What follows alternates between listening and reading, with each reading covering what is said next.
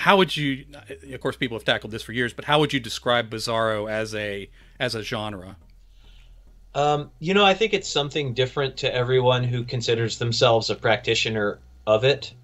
But to me, it's the genre of the genreless. It's a label where you can sort of play with tropes and you don't have to necessarily follow them.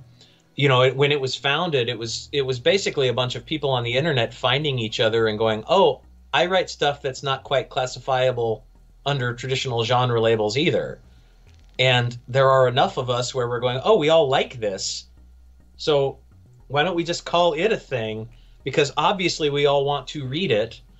And for me, it was like, well, sometimes the horror community looks at stuff and goes, "Well, this is too funny for horror," or the fantasy people will go, "Oh, this doesn't follow the sword and sorcery thing that I'm used to," or sci-fi people might be like, "This doesn't have enough spaceships," Whereas in Bizarro, it builds its own reality. It's concerned with its own internal logic, so you can do things like, I have a planet full of people that are pancakes. Yeah. But that's not what the story's about. It's just the consensual reality that we accept. It's all about suspending your disbelief and going along for the ride instead of picking things apart and going, well, that's not realistic. And I think one of the things that appeals to me about Bizarro is, like surrealism and absurdism, it's not concerned about what's possible in the reality we live in. It's concerned about an alternate reality next door where we get to construct the tropes ourselves, where we get to go, "Oh, this is the rule of this reality, and if you go there with me as a reader, Right. You're going to have a good time."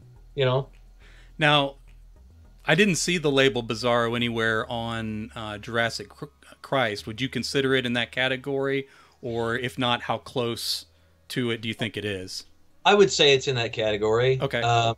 And like I said, I feel like Bizarro is a genre, but it's not necessarily one of those genres that has to stand by itself. You can combine it with almost any other genre. There have been Bizarro westerns, Bizarro romance novels, lots of Bizarro horror.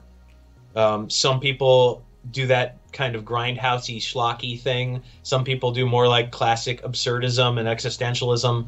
I like to do comedy, and I like to write stories that are funny and just out there, and it fits in that sort of Bizarro umbrella, I think, because I've written everything from noir to like serious political stuff to horror, and I think the only thing that ties it all together is it's weird and it's unconcerned with traditional tropes.